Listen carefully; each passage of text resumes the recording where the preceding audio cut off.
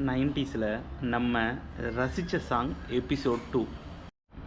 இந்த பாடலோட வரிகளை பற்றி சொல்லணும்னா, இந்த பாடலை கேட்கும்போது நம்மளும் சட்டுப்புட்டுன்னு போய் ஒரு காதலை பண்ணிடணும்டா அப்படின்னு நம்மளுக்கே தோண வச்சிரும். இந்த பாடல், ஒரு பையன் தன்னோட காதலியை முதல்ல பார்க்குறான். அப்போ அவனுக்கு ஏற்படக்கூடிய அந்த உணர்வை கவிஞர் தன்னோட வரிகளில் அவளை அழகாக கடத்திருப்பார்னே சொல்லலாம்.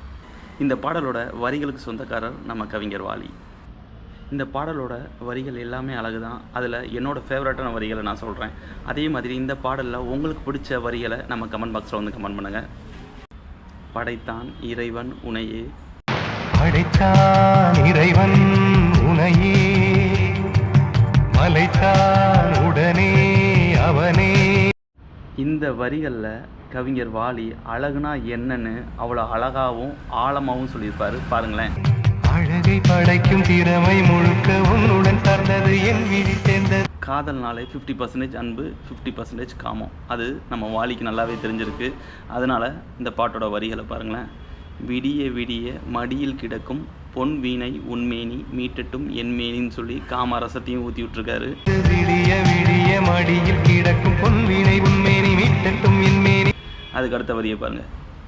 விரைவினில் வந்து கலந்திடு விரல் பட மெல்ல கனிந்திடு, விரைவினில் வந்து கலந்திடு விரல் பட மெல்ல கனிந்திடு. உடல் மட்டும் இங்கு கிடக்குது உடன் வந்து நீயும் உயிர் கொடு.